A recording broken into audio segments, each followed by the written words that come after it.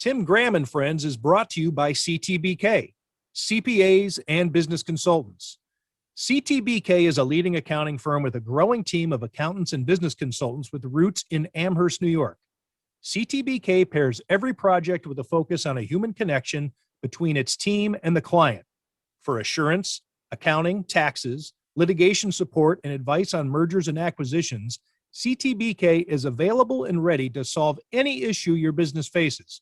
For a consultation or to request a quote, call 716-630-2400.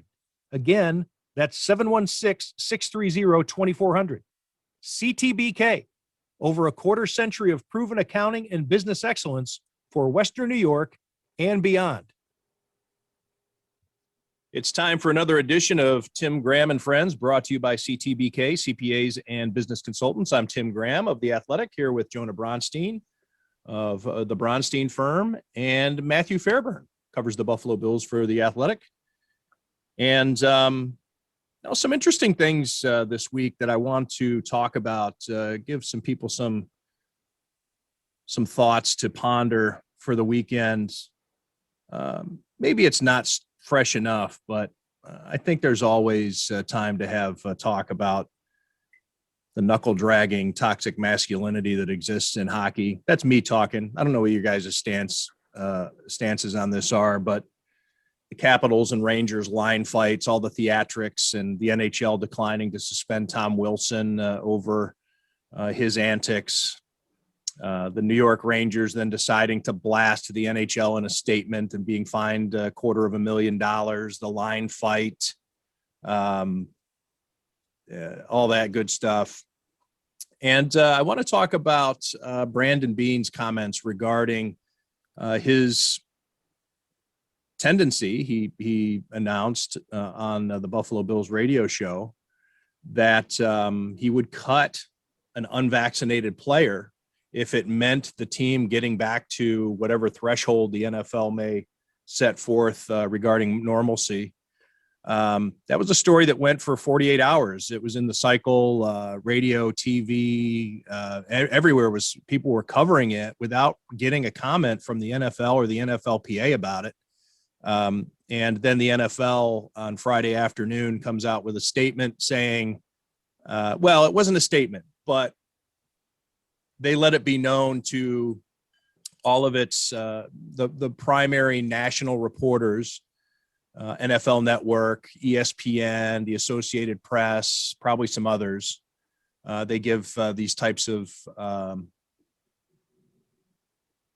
nuggets to places like the New York Times or the Washington Post, the LA Times. But anyway, the NFL wanted to make it clear that it was not pleased with Brandon Beane, and that you can't cut a player for not being vaccinated. So is this Brandon Beane's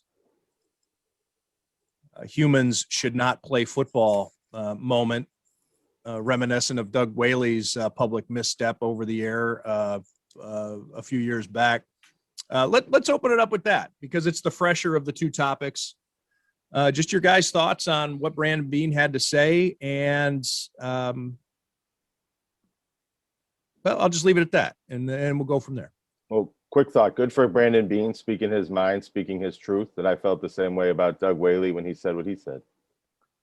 Yeah, I was going to say, I did think of Doug Whaley when this happened, just because it was same time of year, radio interview, seemingly, innocent or candid moment that got, national attention. And in both cases, I think they were saying a smart thing. Perhaps a potentially controversial thing, or a thing easily taken out of context where the nuance is missed. What Doug Whaley said a few years ago, probably accurate. Like, human beings probably shouldn't be smashing into each other and damaging their brains. I would agree. I think a lot of people, when viewing it in that context, would agree. Instead, I think we're all three of us are on record with our feelings, not only on CTE, the fact that the game isn't as much fun as it was to us before we knew all these things, I think we're all of a like mind in that regard. And the vaccination stance. We've all talked about how we're all vaccinated. Our families, my kids are too young right now to get clearance, but as soon as they do, they'll be vaccinated. So we're a vaxxed family. So I think saying it, I thought, yeah, great. Get everybody vaccinated and whatever you can do. The problem being is that this could open you up to a lawsuit based on the collective bargaining agreement and the things that a team can and can't declare about why they're cutting somebody. I'm sorry, I derailed you there, Matt, but I think I just wanted to make it clear, especially to anybody who listens to this podcast. I think they know where we stand on it, but I think we all kind of in our minds applauded Brandon Beane for what he said, but also, come to think that there's some things you're not supposed to say out loud. Yeah, and that was the exact case with Doug Whaley. He said the quiet part out loud, and Brandon Beane did a little bit of the same. I think the difference in some regard is, Doug Whaley wasn't known for being excellent in the media, and was a little that's diplomatic. He was nervous at times. I don't think it was all his fault, which is why I frame it that way. I don't think he was always well prepared. I think he's actually a pretty well spoken and a fun guy to talk to. The Bills front office had him scared shitless every time he went out to talk to the media. So I think he's actually he's good at it when he's relaxed and in the mood, but he was rarely in that type of mood because of how he was handled by the front office at that point. But Brandon Beane is very good. And, I think typically chooses his words carefully and knows what he's saying.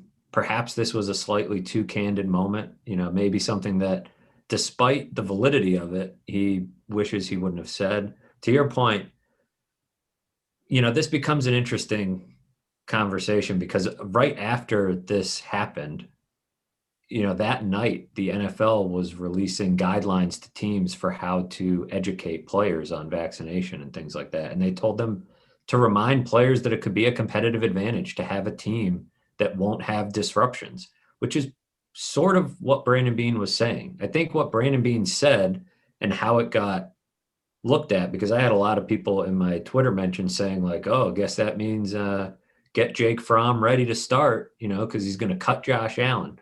That's not what he's saying, and that's where I think the lawsuit part would get a little bit tricky. What the NFL did on Friday by, or whenever they contacted Brandon and releasing that through certain media channels to say he can't cut a player solely for not being vaccinated, that's them covering their ass for what you're talking about, Tim, because it hasn't been collectively bargained and it hasn't been a thing where they've been able to mandate vaccines, because then, if they force players to do that, they're going to have to give up something in return, and they won't do that. But at the same time, Brandon Beane, a lawsuit to me seems like it would be tricky. I am not a lawyer, but if he cuts player A at the bottom of the roster because he hasn't been vaccinated and player B has been vaccinated and they need to get down to 53, and that 53rd guy would give them the threshold of whatever percentage the NFL says, 75, 80%,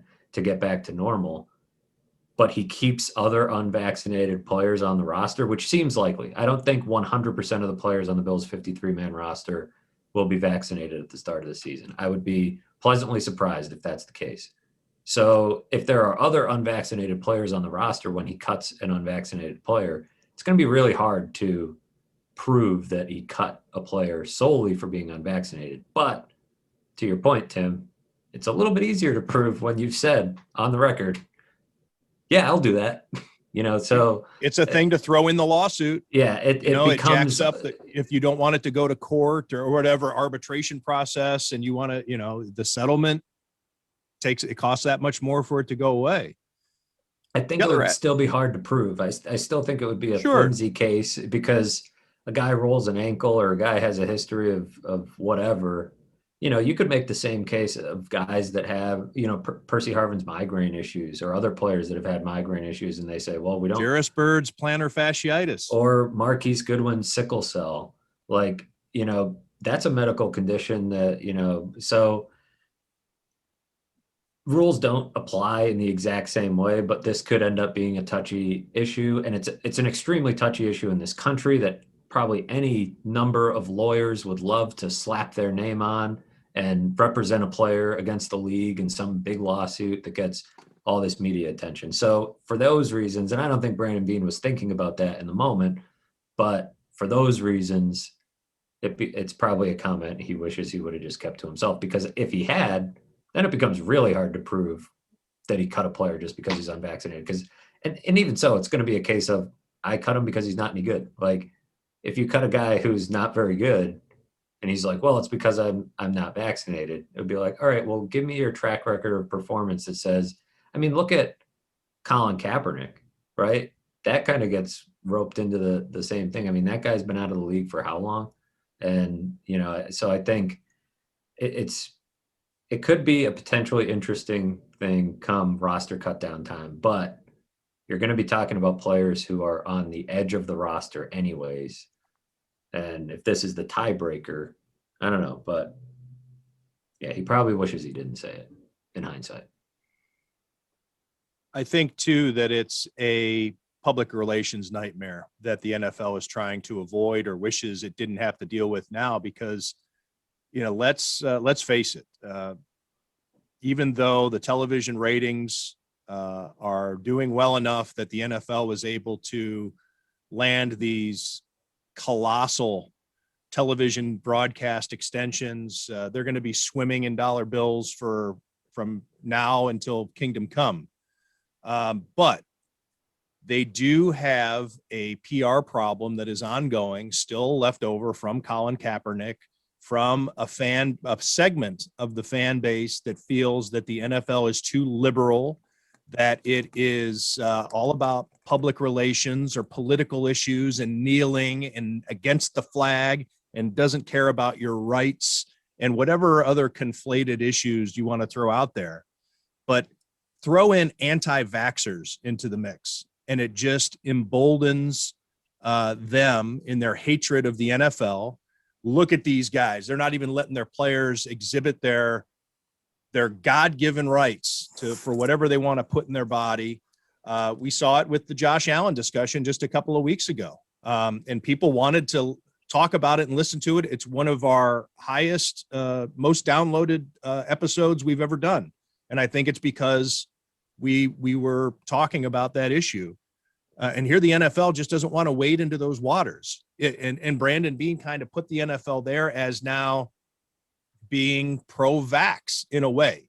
Now, again, you look at the deeper context of it, and I don't think that the stories and the coverage really did that, which is a danger. And I mentioned it on my my Twitter account today, the danger of aggregating something you've heard on the radio, turning it into a headline for the sake of, hey, listen to what Brandon Beane had to say here. Well, people don't then go and read the whole story. They don't go listen to the clip.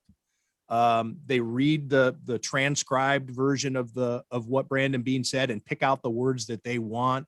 This is like the telephone game on steroids.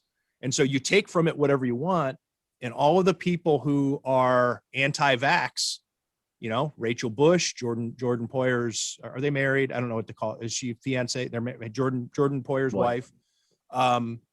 All the things that are being said vocally, this is ammunition that the NFL now has to deal with.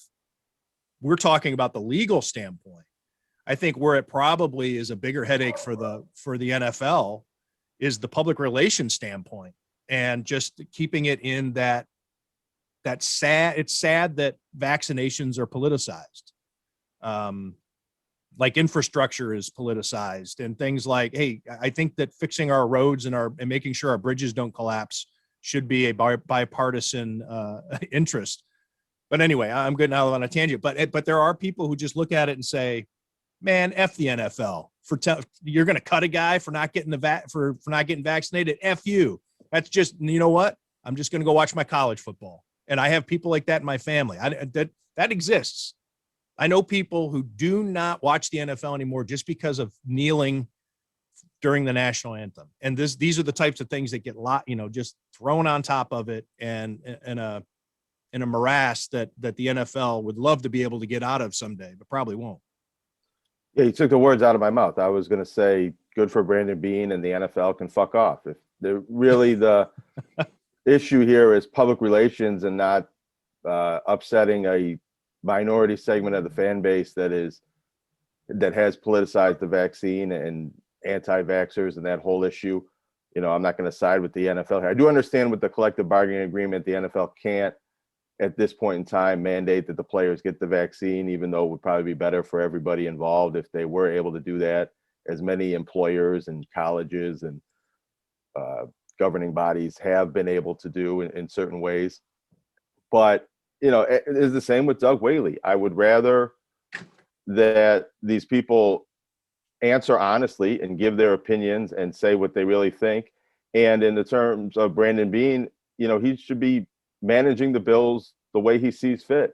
If it's in the Bills' interest to have a certain number of players vaccinated, or if he doesn't want players being exposed to unvaccinated players because of the health risks that could create down the road, then that's Brandon Beane and the Buffalo Bills' prerogative to cut any player for whatever reason. Yeah, I think that point, what's the thing we hear all the time in the NFL from general managers and coaches? The best ability is availability. Well, getting vaccinated is going to increase your availability to your team. By what percentage and all that, we don't know, but it will increase your availability to the team because they still have to get tested, just not as frequently. It's lowering your risk in a substantial way. And that alone should incentivize a player. This idea that Brandon Beane would be pressuring players, that's in the mind of players already. A question I'm curious about, though, because the NFL doesn't do everything or doesn't do anything or leak anything or say anything or pick up the phone without a lot of calculated moves from a lot of people who get paid a lot of money. So is the PR issue the PR issue is part of it, to Tim's point, the people that aren't going to watch because they're pushing the vaccine. But I also wonder that as they're in the middle of this somewhat messy issue with the players right now, not coming back to facilities, and, they're having some issues with players already. If this comment is going to embolden some players, if it's going to do more harm than good, right? Where you say, perhaps there's a guy at the bottom of a roster right now saying, well, I better get vaccinated. My GM probably thinks the same thing. Or are there star players or middle tier players saying, screw that. You're going to cut me for not getting the vaccine? Like, screw you. I'm not getting it. Like, you can't make me. Type of thing. You tell somebody not to do something, they're going to do it. And if you tell them not to, same thing. So, yeah, what if he would have said, you better show up to voluntary workouts or you're going to get cut? Well, then there's probably some guys who'd be like, well, first off, you can't do that, but right. Watch me not show up to voluntary workouts now. Yeah, players start feeling emboldened, and then it becomes counterproductive in a sense. So because they already have some PA issues going on right now, and they're playing a game with the PA right now where they're putting out reminding, make sure to remind players, with the Juwan James injury, like, make sure to remind them that they're not going to get paid, as if, they don't know, just kind of a subtle middle finger to the PA. So they're having some PA issues. There's the PR issues. Matthew, what that is, it's a chipping away of the rights or or like tapping the guy in the sternum. It doesn't hurt, but it's going to annoy the hell out of you. And if you're just constantly saying, hey, just want to remind you, you better get vaccinated. Well, I don't have to get vaccinated. Well, you better. You better show up to voluntary workouts. Well, I don't have to. Well, you better, then at some point there will be pushback. That's an excellent point. And that's where I think PR is part of it, but their ratings machine is just an animal and that can't be stopped, it seems. And they've got these great deals. And I do think, they do still care about what you're talking about, but they've been pretty public with their pro-vaccination stance anyways. And I guess, and I probably shouldn't rely too much on the ratings aspect of it. I think it's the conversation. I think the NFL would love just like, can we get back to Obviously, they would love to talk schedule football. release. Let's talk Right, about the things schedule. like We that, should be but- talking about the schedule release right now, and Right. this big exciting event that they've got planned. This is the monster that the NFL has created with trying to be in the news 365 days, 52 weeks a year, because there isn't much else to talk about right now. And my take is this, as it was when Josh Allen said what he said about the vaccine, is, yeah, okay, so what? That's what you think. It's going to be a non-issue by the time the season comes along. Enough people are going to be vaccinated. The virus numbers should be low enough where if Josh Allen wants to be one of these people that doesn't get vaccinated, it probably won't matter. But now it's as big of a story as, who's going to start a quarterback on Sunday, because we're not in that point of the season where there's other football topics, or the NFL has conditioned us not to ignore the NFL this time of year because there's nothing worth talking about. That's right. Because of all the sports networks have a NFL show every day, regardless of whether it's in season, out of season. They just had the draft. I was flipping through the channels the other day. The NFL network had Path to the Draft on. I was like, the draft is over. Path to the Draft. So I looked on the info just to see, and it's like, well, we're going to analyze how everybody did in their path to the draft. Like at some point, and obviously that's NFL Network. That's 24 hours a day. But ESPN has multiple NFL shows that it has to fill with content every day. And they get sick of talking about Cam Newton in the Patriots, or where, Aaron Rodgers saga is like manna from heaven falling down at this point of year to get him from the draft to, mini camps. But yeah, you're right. Great point, Jonah. Yeah, these are the things it's content. Well, that's what this was. This was One Bills Live every a single daily day. show. They had to come up with daily something. show, 365. I mean, that's a lot. That's a lot of strictly Bills and NFL, of course, but really Bills, 365. And you get the general manager, which is a nice way to break up and fill some content. But he's been on plenty of shows. He's talked a lot. He's pretty open and accessible guy. And so, yeah, you're going to get around to some other topics, including the topic du jour of like what's going on with voluntary stuff and like how are, players handling the vaccination. And you're just, I think it was about a 20-minute interview. So everybody's guards down. He's being interviewed by team employees. This wasn't an ambush. I think similar to what we were talking about with Josh Allen and Kyle Brandt. Yeah. It's like, hey, we're just two dudes shooting the shit, whoops. Oh, and then you're going to slip in a question that I might trip over. Which seems innocent, but ends up not being. That V word is going to become it's going to be a trigger word for a lot of players and coaches in the next few months. And I hate when situations like this arise over somewhat benign comments, and it's only going to make Brandon Beane and Josh Allen more guarded and less. Well, Brandon Beane came on this show when we were on the radio a couple of years ago, talking about drinking beers in the shower and going to watch Ric Flair wrestling matches when he was a kid. He's going to be less likely to want to come on and have some fun with us like that when anything that he says could be, I don't know if it was twisted or misconstrued, but over amplified. And now Brandon Beane is the face of the NFL forcing its players to get vaccinated. I think the days, Matthew, well, we've all known the story. I don't know if Jonah will know the reference right away, but I think the days of me asking the question that I did of Brandon after the Miami, it was a Monday night game, maybe even? No, it was a day. Well, anyway, we were in Miami. Yeah. Josh, I don't think you got to say it. You got to say it. If you're going to tell the story, you got to say the quote. I mean, everybody's going to be wondering what it is, and it's a worthless segment. It's not the most professional thing I've ever done. Well, it's not the most professional thing I've ever done, but it was all right. So it was the game at Miami in which Charles Clay could have caught the touchdown pass at the end of the game to win it. It would have been Josh Allen, and it elicited the quote, played his balls off. But I think that Brandon Beane said that. And then the reason he said that is because I approached him in a pretty disarming way, like, two dudes talking, which is what Brandon Beane does. I mean, you're not trapping him. That's who he is. That's what makes him so charming. That's why I don't think I don't know that this, for Josh Allen, yes, it will become a thing where he's going to be on guard. But Josh Allen was always on guard with us and never really let his guard down, and barely did in that Kyle Brandt interview. It wasn't that interesting until that. Brandon Beane, I don't think I don't think that's how this will go. I think he is pretty secure in who he is, how he handles himself. Certainly very secure in his employment and his job. And I don't think it will dramatically alter how he handles us, how he handles requests, and things, things like that. But it could, to Jonah's point, like it underscores the point of honesty in a lot of cases ends up being punished, because of social media and the internet age. Honesty doesn't really get you very far. And legal sometimes. stuff too. I'm dealing with a Sure. story right now. I'm writing a story and I am just getting stonewalled by no comments. And I'm sure that there are people who would love to talk, but they can't, because legally they would just be in such hot water that it's better for them just to face the public firing squad than it is to speak to me and get into some legal trouble.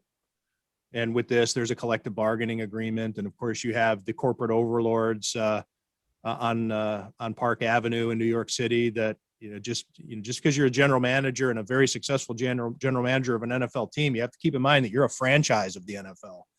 And you can't just go saying things, because then there are now 31 other teams that may face a lawsuit or a complaint or whatever from a player.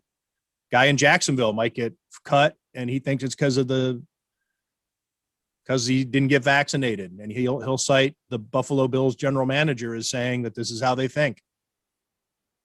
Well, and I wish, as long as he's being truthful and this is really what he thinks, because I'm going to paraphrase him here and maybe put words in his mouth. But if Brandon Beane feels like, I want all of our players to be vaccinated, we can be fully past this, and no other player has to risk being around an unvaccinated player or any sort of problems that could cause, as long as he feels that way, then I would want Brandon Beane to come out and say that, and say to the NFLPA, I'll see you in court. If you disagree, we'll deal with this later. But to be afraid and to everybody have to be on the same talking points, and the PR message has to be the same from the league office to the team office to Brandon Beane talking off the cuff with Steve Tasker. Why can't it be okay for Brandon Beane to say, this is how I feel, but there's policies in place that might prevent me from actually cutting the player. But if it was up to me, I would cut the player.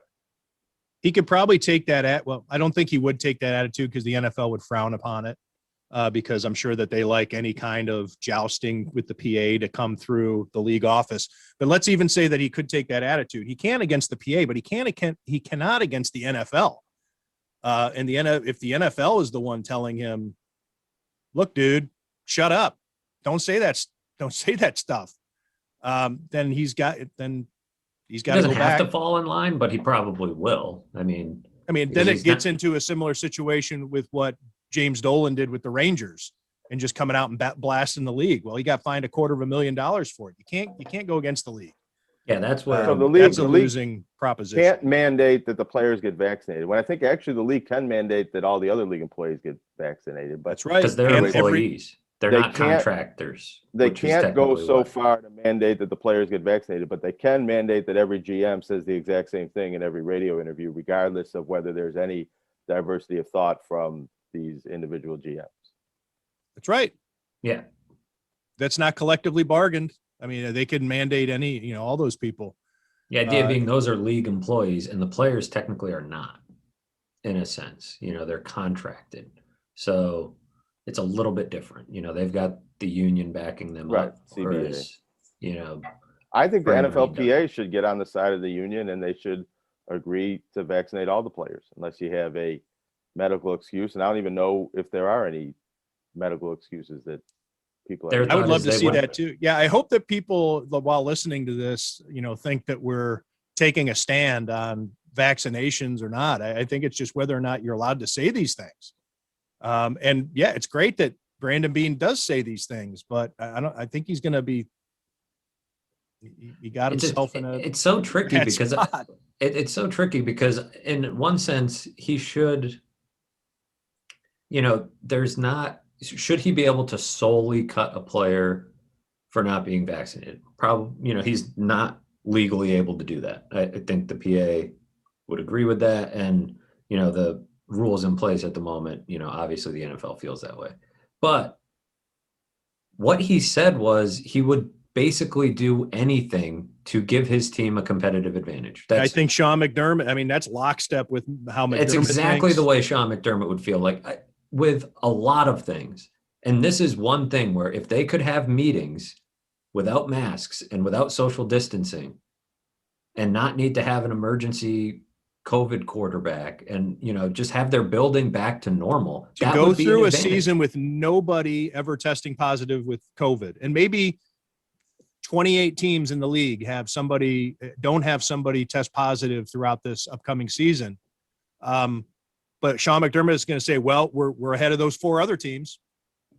Right. It doesn't matter. It's any little edge. That was last year with this. Sean McDermott immediately thought this will be a massive advantage for the team that handles it well. And I would say the Bills handled it pretty well. I was not in the interest of like grading which teams were handling it best. I think maybe their tight end room.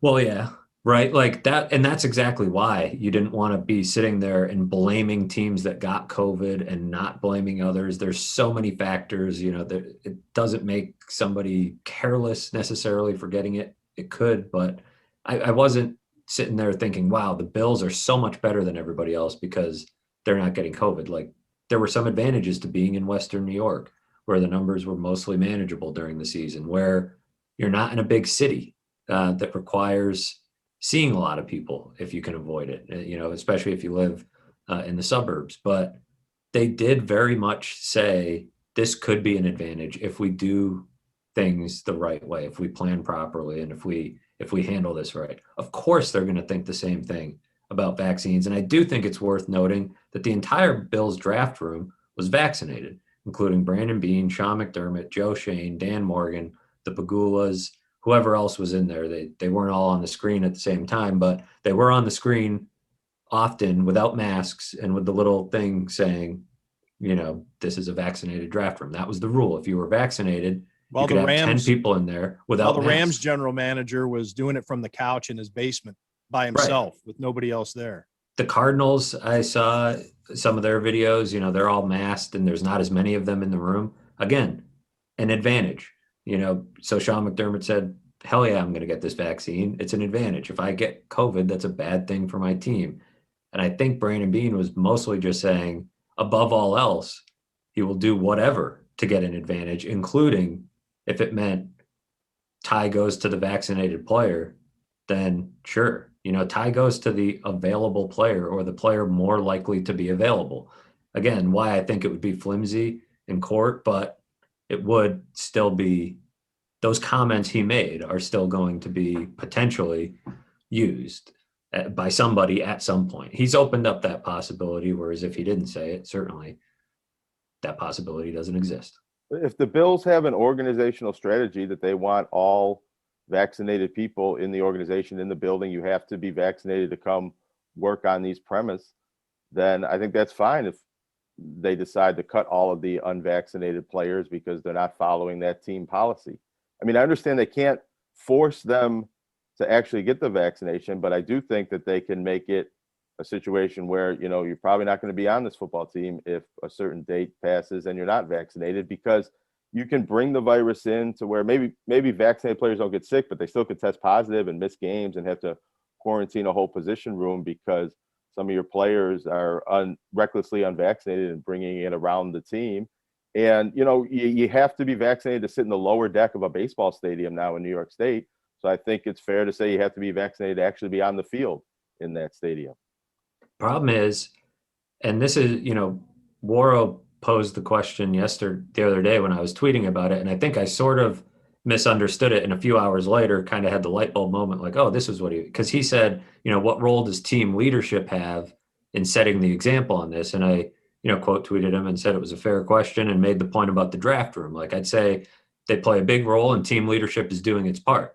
Here's the problem. What Jonah is saying is, this should be the expectation, right? And they could make that the expectation. Problem is, to Waro's point, and I think this is what he was getting at, they can't do that because Josh Allen is on the fence, or last we heard, is on the fence. So let's say you have a few big time players, Josh Allen, whoever. I'm not going to name Jordan names. Poyer.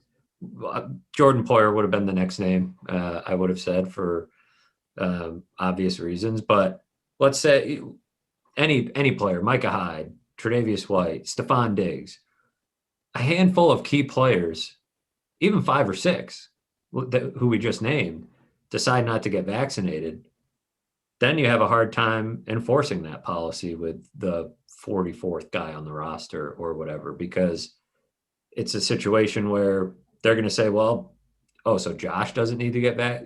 So now all these guys have to get vaccinated, what, to protect Josh in a way? Like, so that's where you get back to the Josh Allen conversation, and it's why it was reckless for him to step out there the way that he did. And it would be extremely reckless for him to enter the season unvaccinated for that reason.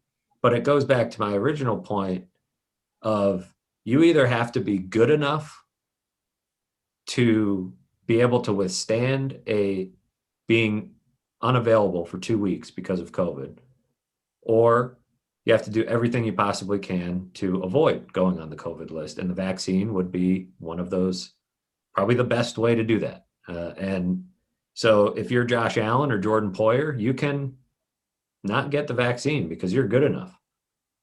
Nobody's cutting Josh Allen or Jordan Poyer for not getting the vaccine, but everybody, a lot of other players, on the roster would certainly, be wise to get it and avoid that type of situation where they're unavailable. All of these players had to get various vaccinations to go play college football and high schools and things like that before that. So I don't really see the controversy with what's going on with the pandemic and everything that we've gone through in the last 16 months to say this is a condition for returning to play in the NFL this season. I mean, if I may be so bold, you do understand it. You get it. It just makes no sense. It's all this political indoctrination. I don't want to treat the tinfoil hat people like they have an equal standing on this issue. Right. I mean, I get that there are people that think that way, but I think they should be ignored or educated, not kowtowed to. Well, I think it's interesting, the pretzel you need to twist your brain into to get from what Josh Allen had to say and all of the defenders. I mean, it was lopsided because everybody loves Joshy, and you can't say anything. You can't criticize Joshy, and it's his right, and he can do whatever he wants. And he's great, and everything's going to be fine, and he's our guy. To what Matthew was saying regarding Brandon Beane and Sean McDermott and that edge for competitiveness. Now, that's what catches my attention. I would want my team to win a Super Bowl and to do everything it can to win the Super Bowl. And I would want my quarterback to do whatever he can to win the Super Bowl. So how do you get from being a fan of Josh Allen's personal freedoms and Josh, you do you, and if you don't want to get the vaccine, good on you, and also be a fan of Brandon Beane and Sean McDermott's leaving no stone unturned? You can't square that circle. It's you can't have both opinions. They don't line up. Well, yeah, because it's like I said, the freedom to not get vaccinated, like, sure, you have that freedom. And I believe that the team should have the freedom to say, see ya. And they do in pretty much every case. I mean, you're not good enough anymore. See ya. Or you stepped out of line off the field. See ya. Or we just don't like you anymore. See ya. And they have the ability to do it with even people who they don't pay.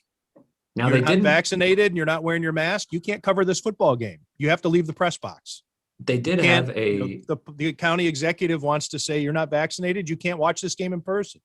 There's all kinds of consequences. It becomes an interesting point where, someone like Rachel Bush who has pro freedom and all this with Josh Allen is now siding presumably with the union here, which is interesting, because Brandon Beane should also have the freedom to make the roster decisions he wants to make that are in the best interest of his team. And I would say having the meetings the way he wants to have them is in the best interest of the team. So yeah, you're right. It does become a bit of a logic pretzel for some people. And I think that's where, I think the legal piece will be interesting if it gets there, because they did have a lawsuit with Colin Kaepernick once upon a time, in which Colin Kaepernick and Eric Reed were paid. So there was some collusion there. But proving large scale collusion against unvaccinated players, I think will end up being kind of tricky, because I do think there will be some unvaccinated players running around NFL fields in the fall. Some of them will probably be wearing Buffalo Bills uniforms. So that's going to be a little bit trickier to solve or prove rather. But yeah, it's an interesting conversation that seems like is going to be spinning in circles for a while, because nobody's, every time I tweet about it, it's the same 4 or 5 people in my mentions, saying, well, this doesn't stop you from getting COVID, and just like spreading nonsense vaccine conspiracy theories. And, these elite athletes shouldn't have to put stuff in their bodies, et cetera, et cetera. But I think, to Tim's point off the top, it's a conversation the NFL probably doesn't want to be a part of, or doesn't want to be a bad guy in, but they certainly are pushing behind the scenes to get as many staff members and players vaccinated as quickly as possible, while knowing they stand on shaky legal ground in forcing shots into arms while rookies are walking into the facility for rookie minicamp. So, you can stand there with the platter of shots at the door and say, hey, rookies, welcome to the NFL. Care to have one of these? But you can't force it. So unless they bargain it, they could go unless they bargain it. But the NFL doesn't want to give anything back. The NFL never wants to budge. And that's the problem. The PA, to your point, Jonah, the PA should probably give on it. And if it weren't a business issue, if it weren't a bargaining issue, they probably would. I mean, all else equal, if it was like, hey, all players should be vaccinated, that it would be like, well, yeah, great. Like, of course. But vaccinated players can go to the Pro Bowl in Hawaii. I bet you everybody will be standing in line for the vaccine after they say that. But I think it's a matter of, that sounds like something that if we do, we should be able to get something in return. And so they're not going to do it without getting something in return. And that's probably ties into the voluntary workouts and a weird situation the PA's gotten itself into there, where a player got hurt away from the facility and now may not get paid. And you have some veterans quietly showing up to work out to get their bonuses or to just get work in because they probably can't afford to not get paid if they got hurt elsewhere. And some veterans who probably don't need to be there not showing up, and the PA kind of trying to get everybody on the same page, but not totally having everybody on the same page. So yeah, the giving up the vaccine thing and saying, yeah, we should all get vaccinated is tough when they're going to want something in return. And it's hard to totally blame them because the NFL screws them at every turn or tries to screw them at every turn. But this, as you mentioned, Jonah, this is a pandemic we're in. It's fun to, remind people that like this is the best way out of the pandemic. So that should be put above all else, but clearly it's not. Speaking of appeasing a segment of your fans that are knuckle draggers, let's take a glance at what happened at the NHL this week. And of course, Tom Wilson injuring Artemi Panarin of the Rangers, their leading scorer. Now, to say season-ending injury sounds a lot worse than it is because there was only 3 games left. But there were only 3 games left. Tom Wilson gets a $5,000 fine, the optics of which are terrible because it happens to be the maximum that he could have been fined based on the NHL's collective bargaining agreement. And the next game, the Rangers and the Capitals happen to play each other, and the game begins with a line fight. Brawl breaks out, 100 penalty minutes in the first period. I think just embarrassing for hockey, but there's a segment of the fans that love it, that think that it's great hockey. I don't know what your thoughts are. I mean, there are some people that say, wow, it was must-see viewing. I'll be honest, I tuned into it, not because I had to see this fight. It was because I wanted to see what the hell was going to happen. I wanted to see the mess. And as somebody who's curious and a sports journalist, I wanted to monitor it just to see how the NHL was going to handle this, or these two teams at least were going to handle it. So yeah, I watched it. I made the comment on Twitter that you throw UFC fighters in ice skates, I'd probably watch that too, but it's a shit sport. So I don't know. I'll throw it out there. What your thoughts on the NHL, how they handled this Tom Wilson and Rangers mess? The NHL's fines the Rangers $250,000 because of a statement that James Dolan ordered that ripped the director of player safety, George Peros, by name, called for him to lose his job, crossed all kinds of lines that you don't see in sports with a team calling out the league. I don't know. Thoughts? I don't know. All right, Matthew, somebody you came up in hockey. What are your thoughts on this type of this type of mentality in hockey? Maybe you're for it. You're against it. I don't know. I don't like it. And I remember when I was playing in a men's league right before I moved out here with some guys I went to high school with, afterwards we'd have beers in the parking lot and stuff.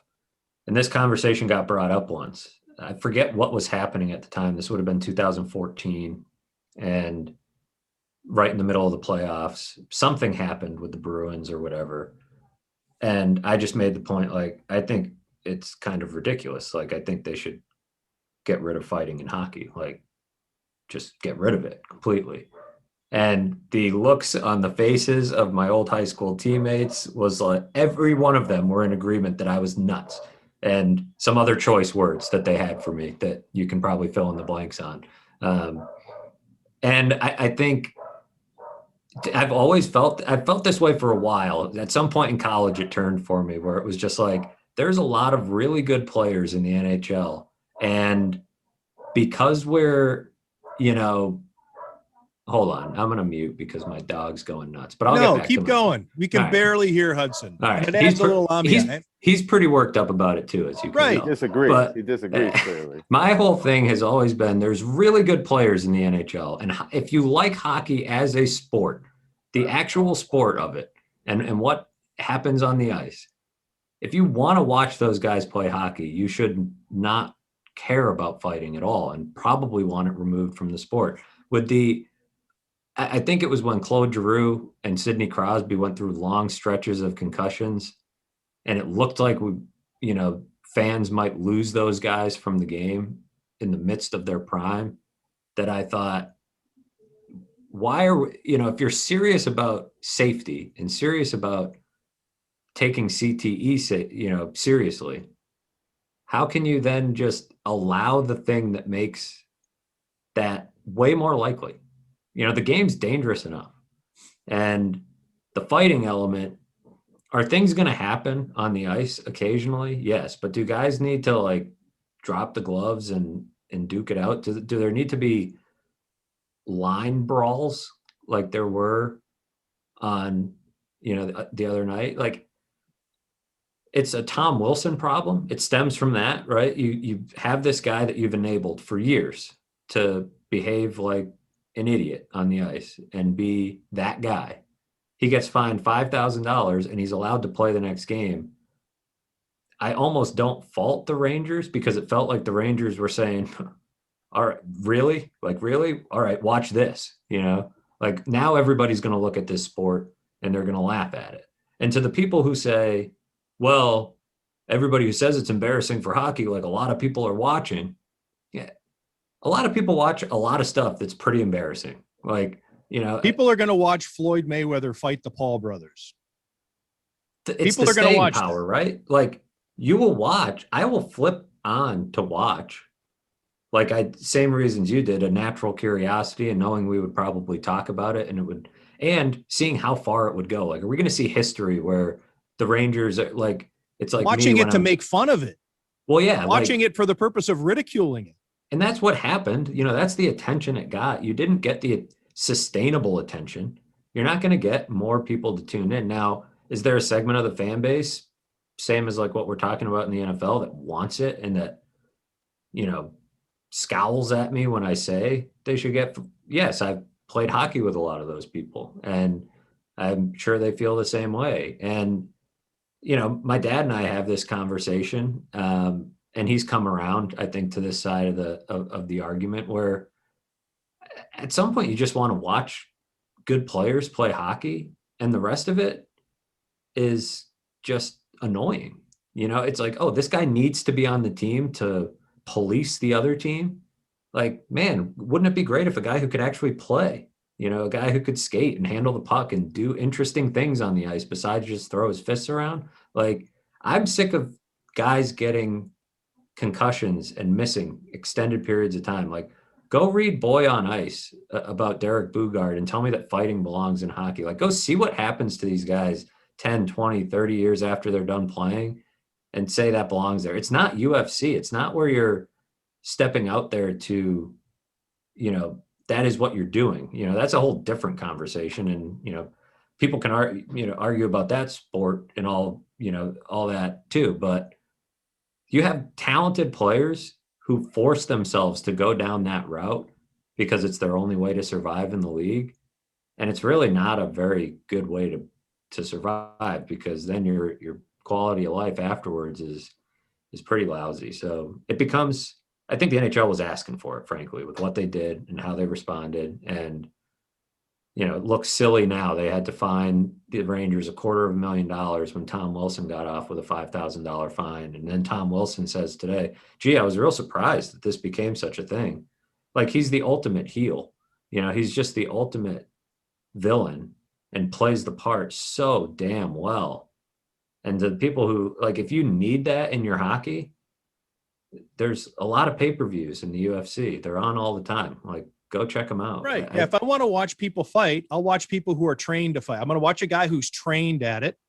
The sweet science of bruising, as AJ Liebling called it. I'm going to watch a guy who's trained to do it, go up against another guy who's trained to do it.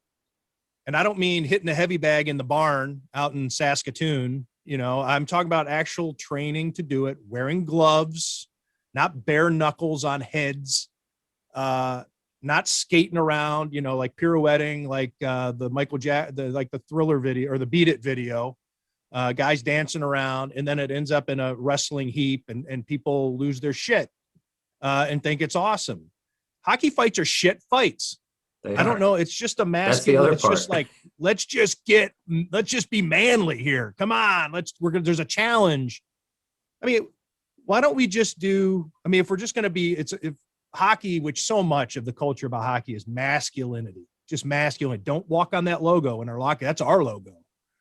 Meanwhile, in the National Football League, you walk over the Bills logo. Nobody thinks twice about it. There's logos all over the place. But in hockey, no, that's an insult, and you'll be ejected and you'll lose your credential if you come walking into our dressing room and you step on our logo, which is in our carpet in the middle of the room. Anyway, that's another topic. But this masculinity. All right, so why not? So the fighting has nothing to do with hockey. There are no hockey skills involved in the fight, right? I mean, it's just like totally out of nowhere. It's like that chess boxing that was on Real Sports, and you've seen some documentaries about it, where guys box for a round, and then they get out of the ring and they play chess for 10 minutes, and then they get back in the ring and they fight, and then it's like, what, why? They're two different things. Like, if you want to do masculinity, let's at least incorporate a hockey skill in it. I mean, like a duel, like maybe put line up. All right, challenge a dude. Well, I got no problem if you want to clean a guy's clock because he took a cheap shot, and you want to get the next clean shot on him as hard as you possibly can, and maybe you cross over a line. I get. There's Within the confines of the game. Sure, it's the same as it happens in baseball. Right. Hard slide into second or play at the plate or whatever. I mean, And in football, obviously right? happens in football all the time after the whistle football, stuff. it's constant. Sure. So yeah, if you want to do that, but you don't see guys ripping off their helmets and then squaring off, for the line judge to come in. Well, I also find it kind of interesting that all the while you grow up playing hockey, fighting is not allowed. And then you get to, these high levels, and all of a sudden it's, go ahead, fight.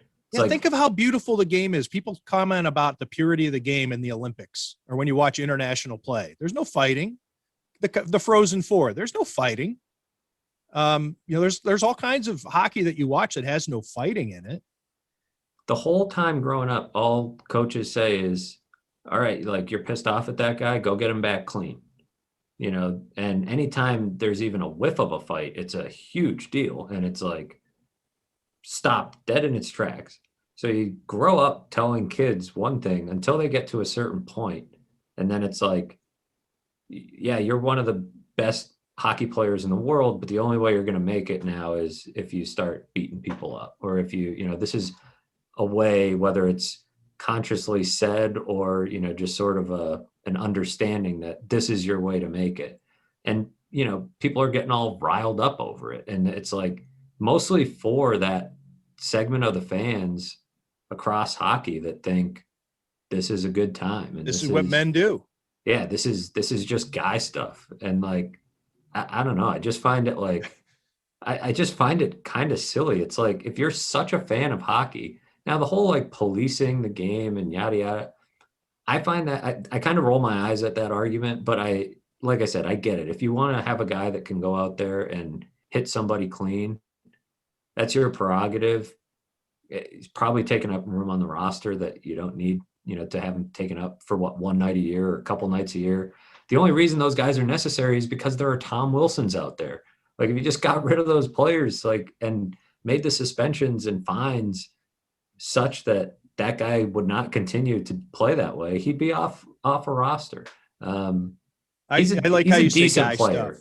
stuff. It's guy stuff. I think they should do more guy stuff. Let's incorporate into the game, since we're going to just do non-hockey things to boast our guy stuff. Let's incorporate beer chugging. I was going to say 3 shots every period while you're not on the ice. You have to do 3 shots. Every player on the bench. I mean, we'll do something for the goalies. They can come up with something.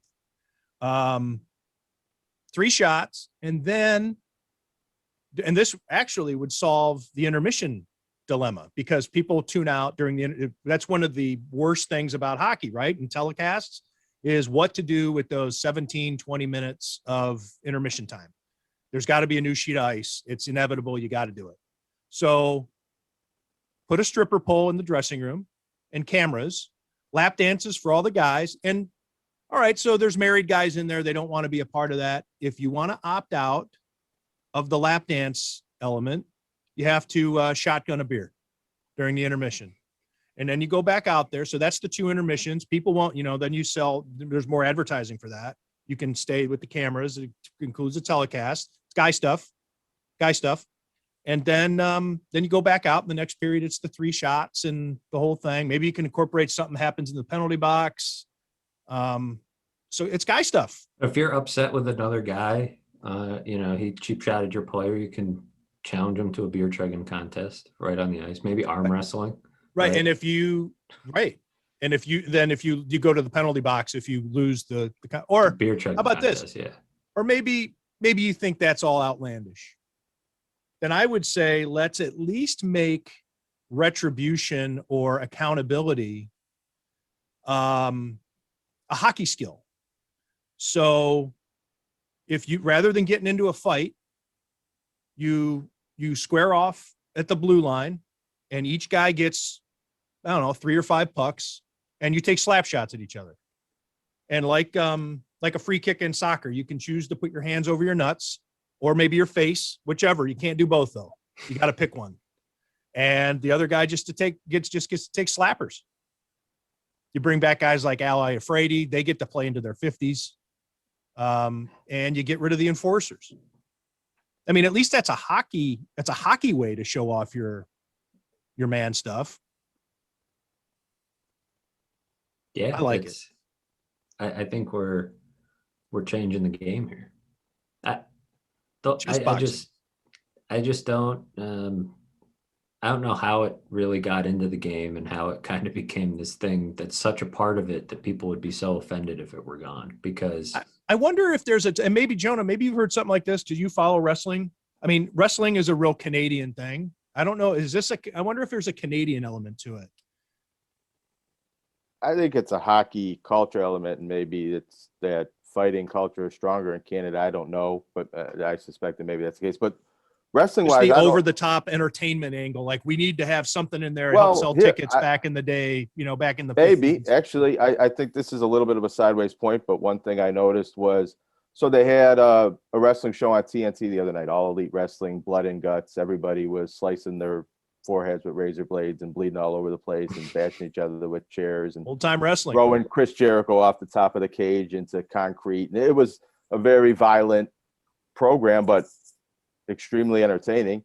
And the word on the wrestling blogs is that TNT wants the blood and the guts and the violence on the television. It differentiates from the PG product that WWE offers on other networks and is just what they want. Now TNT is entering in a new deal with the NHL to broadcast their games. And I don't know if they want it to that extent of, fake violence and let's cut guys' heads open and bleed all over the ice like it's NHL 94, the video game. But maybe the television networks don't mind when there's line fights or some of these or fight. Everybody got the announcers on NBC were really down on it. They were, but again, NBC's about to lose their NHL contract. So this could be the way of, kicking the NHL in the taint on its way out the door. What about when Dylan Cousins got in that fight a couple weeks ago? That was, everybody got pretty excited about that. Said, put the C on them. This is what the Sabres need. Now, nobody got hurt. I think fighting when people don't get hurt, people kind of like that about hockey. You go to a hockey game, and that's sometimes the most exciting part of the game when you're there live. But people don't want to see players getting bashed in the face with sticks and getting staged fights. Yeah, I think the Dylan Cousins thing is interesting because I was actually covering that game, the one game I covered this year, filling in for John Vogel. And typically, like I've said, I am an anti-fighting kind of guy. And in that situation, I found myself saying, well, I really don't think fighting in hockey serves much of a purpose. But man, on such a dead team, at least this guy's trying to find some way to show that he cares and like wake up his team. So I didn't really like blast Dylan Cousins for that. Maybe people think that makes me hypocritical, but I kind of just thought, I think there's spontaneous fights. You see them, yeah, and it's a penalty. And then you go, you get penalized for it, just like you would in the NFL. Cortland Finnegan and Andre Johnson going after it, and their legendary fight, ripping off helmets or whatever. It does happen on occasion. Yeah, and Dylan Cousins doesn't make a habit of it. He wasn't going out there looking for it. It was just like, this guy's pissed off and he cares, and that's different on this team, and perhaps a good thing. He shouldn't be fighting all the time. The Sabres don't want their talented players fighting all the time. But yeah, I think you could, and we're probably talking about an issue that has gotten better in the NHL, but good luck telling any casual fan that's just scrolling through Twitter and says, geez, look at this clown show between the Rangers and the Capitals. Like, what a crazy sport. And I saw some people make this point on Twitter, and, it's a completely different conversation, but when the way it's talked about compared to Cortland Finnegan and Andre Johnson, the way it's talked about when it's a bunch of white guys, it's just, look at those guys just getting after it. It's true. Well, look at the NBA. They don't let you even look at each other the wrong way, or players that get suspended. You take one step off the bench towards a fight to break up a fight, and you get suspended because they're so worried about how bad it looks when this predominantly black league is brawling on the court together. You know, when that happened years ago, players get suspended for 20, 30 games for participating in that kind of thing. That's the masculinity of hockey too. You do see a lot of memes, and it's been for years, of the hockey player with blood rolling down his nose and he's back in the game. And LeBron James, you know, like wincing while he's grabbing his knee, you know, and it's not tough to get a little deeper than just, hey, look how tough one guy is and one guy isn't. But right or wrong, that's part of the culture of hockey. It's a more violent, embracing the violence and the toughness and the physicality of the It's sport. the tweet. The Capitals put out the tweet, and they had to delete it of Tom after that play. The Capitals tweeted out a thing, like a meme of Tom Wilson, and I don't remember the exact, but it was like, I choose violence or something like that. It was like, yeah, Capitals choose violence. The Capitals choose violence. Whatever. Yeah, like it was up for 10 minutes or so, and somebody was like, you can't fucking do that. Well, people used to trade tapes of the Bob Probert fights and the hockey fights, the Rob Ray fights, and I don't think they were trading tapes of Detroit Pistons flagrant fouls and stuff like that. It's just part of hockey that people like. You know, this element of fighting, maybe mostly, but the physicality and the roughness and the grittiness. People complain that the Sabres don't have enough with their team, that maybe they should. They need more sand in their game. Yeah, more penalty minutes and more checking and more pushing that line of violence more and physicality will help them with, more jam, more grit, more sand, all that stuff. Glue guys with sand. Well, the intermission report, you know, because I tuned in like as the chaos was happening on Twitter, and so I missed all the fun by the time I flipped over to the game. But at the intermission, they're saying, you know, they were like, oh man, you know, got to give these guys credit. They're all going after somebody their own size. And it's like, oh, wow. Yeah. So tough. Like these guys are so like just the picture of toughness, like squaring off and like, oh, you look about my size and about my fighting ability. Like everybody's got a rating, like it's a video game. Like, oh yeah, this guy's about a 75 in fighting. Like we're guys who've never fought before. It's just now part of the passion that comes out in hockey and some of the stuff that spills over, you know, after the whistle, like I said with Dylan Cousins, like some of it is fine. Like it happens, you know, and sometimes in the playoffs, you get some real authentic, like dislike for one another. You know, you think about the old Flyer Penguin series, the old Avalanche Red Wing series, like, you know, stuff that can, you know, certainly it's fun to watch when teams don't like each other and it gets a little chippy, but it's the stage, like it just looked so foolish. Like, oh, puck drops, here we go. Like the game when the Sabres and the Flyers fought and Lindy Ruff was trying to fight, I forget who the Flyers coach was, or maybe it wasn't the Flyers, was it Ottawa? But the game with the whole team trying to fight and Lindy Ruff was trying to climb over I just wrote glass. about it. Chris Drury got hurt by Chris Neal. It was Ottawa. Yeah. Well, I think this was a different game, but maybe not. Maybe I'm wrong. But was that the one where Lindy Ruff is basically trying to get involved on the bench and calling over the glass, and like they were going to get involved with it. But my point is that's as memorable as almost any goal that's ever been scored in Sabres history. These are just part of the viewing experience and fan experiences, that this is part of hockey, right or wrong, which is why, I mean, maybe we should get outraged by it, but I kind of don't. And I think if we really wanted it out of the game, the television networks that pretty much subsidize the whole sporting experience for all of us right now would say, hey, cut it out. And eventually it would get cut out. Yeah. Chris Neal with an elbow on Chris Drury, the Sabres co-captain in 2007, a blindside hit. Drury didn't have the puck. He had just gotten rid of the puck. It was a borderline play. It was not called. It was borderline play in real speed. But it was, you know, it was a bad hit. Should have been penalized. Nothing happened. So the Senators then, to avoid a problem, put out a finesse line. And Lindy Ruff was not happy with that because it was the next shift and you're going to get yours. So they put out Danny Heatley, Jason Spezza, and Mike Comrie. And so Lindy Ruff puts out Andrew Peters, Adam Mayer, and Patrick Coletta. And Lindy Ruff got fined $10,000. He said, go out and run them. And that's exactly what happened. Turned out to a goalie fight, Marty Baron and Ray Emery fight.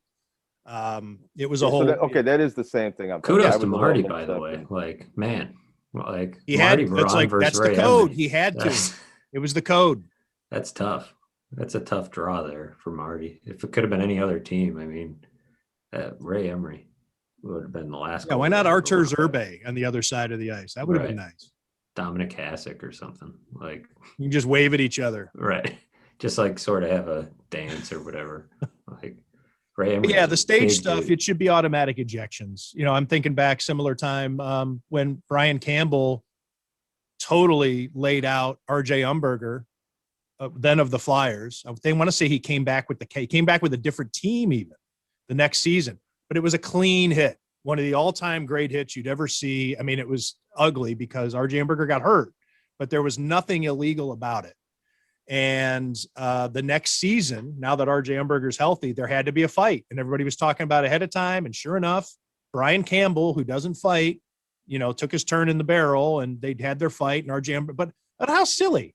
Months and months later, on a different team, that was the hockey code. You got to fight. It was a clean hit, but because he got hit hard, RJ Umberger now has the right, based on the hockey code, to have a fight with Brian Campbell. You think Tre'Davious White and Gronk next year will go at it on the field? Like, just was that the last time they played each other? Probably not. I don't think. Maybe because Gronk retired and then came back. I don't know if that was the season or not, but I can't remember if that was the last. They should, but it might have been. They should fight. Fight at WrestleMania. Right. Like if they haven't fought or nobody fought Gronk or whatever, you know, it's like, how come those guys can let it go? And it's not a big deal. Or they can get him back in some other way, you know, hit Gronk or block him extra hard or whatever. Like, how come they can let it go in an even more violent sport? Maybe because they have more chances to get their aggression out, I guess. They even let it go more than baseball players, because baseball, you're going to get one in the ear. Right. Which is also kind of stupid. Also stupid, but at least it's not like, all right. The other thing about fighting, I mean, just to make a point, I know that everybody knows this, but how ridiculous it is. It's not hockey skills. There's no hockey skills involved other than staying on your feet, I guess. It's like a drill almost, like, all right, let's see if I can knock you off your skates while we, you know, I grab you by the shoulders. The clock stops. Nothing can happen that affects the game, really. Obviously, momentum and attitude, and you can talk about that type of thing. But a goal can't be scored. You're not going to, like, in baseball, at least it's a ball. You know, you got to factor, or the guy's going to get a free base. It's a strategy thing. Yeah, I'm going to throw it at your head, but you get a free base. Or you're it's going to hit be a him. The guy's going to take first, and whatever your retribution is, there's, you know. But in hockey, it's, you know, nothing can happen. It's just the fight. That's all it is. And everybody maybe gets a chubber and gets to say that they saw a fight tonight. All right, let's wrap this up. I think Jonah needs to go, and we've been going on for a while here. So anyway, hope we got it all out of our system. Jonah, you had a stat you wanted to share with us. Yeah, well, a little fun with numbers. I was looking up last night. I was looking at Jack Eichel's plus minus and some stuff, and I noticed that in his career, coming to the end of his sixth season, he's a minus 69. And I thought I'd go look at what Connor McDavid was at the end of his sixth season, which, you know, he's having another great year, and he's a plus 69. So nice little parallel there. But you could flip those numbers around, backwards, forwards, either way, and they're the same. You could put one on. Yeah, which one goes on top? I guess it doesn't matter. Yeah, I don't know. But if they play together, if they 69 each other, you get an even strength combination there. Everything's back to even. Perfect balance. The yin and the yang symbol. Right. Jonah, you're a treasure. Well, Connor McDavid's got 4 more games left, so we're never going to have that parallel forces of the universe working for us. Well, no, like it can happen. Again. I mean, it could stay. I guess he could be even, yeah. But the way he's playing, he's probably going to get, you know, into the 70s sooner or later. It's a shame. This is a special moment in time. We should it really should be celebrated. This would be a good blog. Well, I was going to tweet it, and then I thought I'll save it for the podcast. They'll appreciate it more than if you just tweet it. You just get a whole bunch of people saying nice, nice, nice. Right. I refrained from saying that. I didn't want to take the easy response. All right. Thanks, guys. Thanks for bringing that up. I forgot about that. It had to happen. My thanks to Jonah Bronstein of the Bronstein firm, Matthew Fairburn, Buffalo Bills writer for The Athletic. I am Tim Graham, also of The Athletic. Catch you next time on Tim Graham and Friends, brought to you by CTBK. Tim Graham and Friends is brought to you by CTBK, CPAs and business consultants. CTBK is a leading accounting firm with a growing team of accountants and business consultants with roots in Amherst, New York. CTBK pairs every project with a focus on a human connection between its team and the client.